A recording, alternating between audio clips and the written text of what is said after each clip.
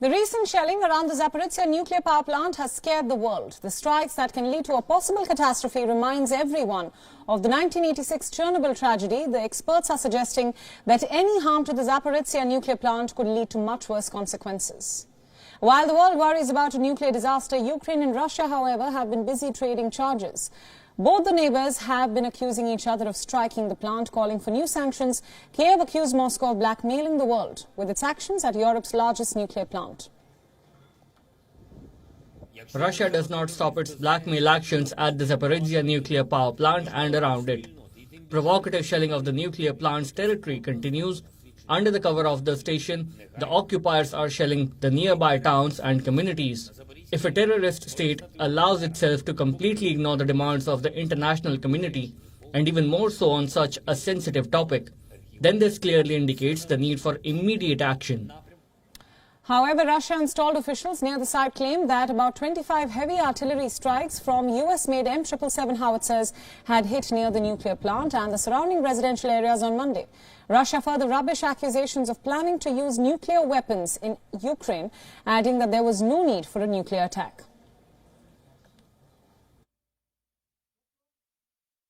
На этом фоне в средствах массовой информации распространяются домыслы о якобы готовящемся применении в ходе специальной военной операции российского тактического ядерного оружия, либо о готовности применить химическое оружие. Все эти информационные вбросы являются абсолютной ложью. The battle around a nuclear power plant have raised alarm. The United Nations and its nuclear watchdog, the International Atomic Energy Agency, have warned the world that batting for the fight around Zaporizhzhia should stop. The IAEA has further sought access to the nuclear plant to assess the situation, a request which was earlier accepted by Moscow. However, it later said that it would be too dangerous for any IAEA mission to travel through the capital Kiev to inspect the plant. Amid fears of a nuclear disaster, the UN chief Antonio Guterres will meet with the leaders of Ukraine and Turkey this week, as Kiev reported an unprecedented cyber attack on its nuclear energy agency's website. At the invitation of President Volodymyr Zelensky of Ukraine, the Secretary General will be in Lviv on Thursday to attend a trilateral meeting with President Recep Tayyip Erdogan of Turkey and the Ukrainian leader. Ukraine's nuclear operator has said that Tuesday's attack was the most powerful cyber attack against a website since the start of the Russian invasion and conducted from Russian territory. The nuclear operator further said that Russian Popular Cyber Army Group used more than 7 million internet bots to attack the website for 3 hours. However, the assault did not have a considerable impact on the work of the website. Ukraine remains deeply scarred by the 1986 Chernobyl nuclear catastrophe that occurred after a Soviet-era reactor exploded and streamed radiation into the atmosphere in the country's north.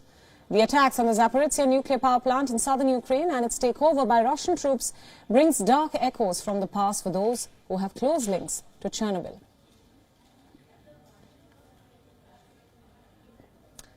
And for more insights, our correspondent Rosie Burchard is now joining us live from Brussels. Rosie, thanks for joining us. Now, the world is worrying about a nuclear disaster. Ukraine and Russia seem to be trading charges. Is Europe at all concerned about what lies ahead? This is a cloud looming over Europe, this threat of a nuclear disaster, these fears of a nuclear disaster, which are very much present in people's minds here. And Ukrainian President Volodymyr Zelensky has been trying to explain this sense of urgency which he feels is associated with this situation to his European counterparts. Now, Volodymyr Zelensky recently addressed a group of European defence ministers, and he evoked that historical chaos, that historical drama at the Chernobyl nuclear plant. He evoked that to try and convince them to take further action, because Ukraine is calling on European countries to toughen sanctions on Moscow, so to tighten the screws further on the Kremlin's ability to finance this war. Now, remember, the European Union has already imposed successive rounds of sanctions on Moscow, including banning the imports of most Russian oil deliveries, also banning imports of Russian coal. But Ukraine would like to see those sanctions go further. Still, for example, Kiev has been calling on the EU to ban all Russian tourism, so to put an end to distributing Russian tourist visas, and that is something which is dividing EU countries. While some nations, including Finland, are in favour of this idea, others, including Germany, have spoken out against it. All the while, Ukrainian President Volodymyr Zelensky is accusing Russia of nuclear blackmail regarding those events unfolding around the Zaporizhzhia nuclear plant in Ukraine. Right. But Rosie, the topic of sanctions has been controversial and has been debated. Sanctions haven't really succeeded in deterring Russian aggression. So how will they work at this stage in the war?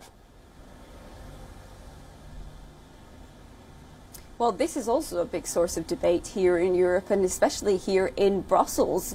Now, one EU leader, the Hungarian Prime Minister Viktor Orban, has spoken out against the policy of sanctions as a whole. He says they do not appear to be working and that they're inflicting more harm on European economies than on Russia's economy. To counter that kind of narrative, officials in the building behind me in the European Commission have been putting out statistics about Russia's economy and how they see the sanctions are taking effect. So, for example, shrinking Russia's economy and making it, we've seen lots of businesses departing from Russia, for example.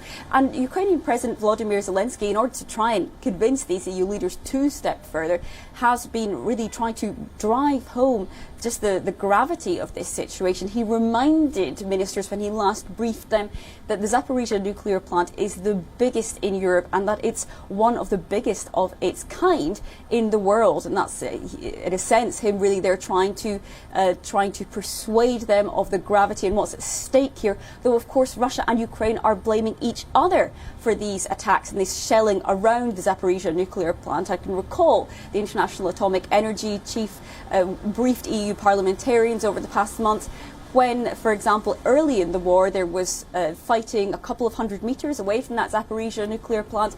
At that time, the IAEA boss said that kind of fighting so near to a nuclear facility was unthinkable. And of course, since then we've seen more shelling around the plant just over the last few days, and that is really raising concerns here in Europe and of course on the ground in Ukraine.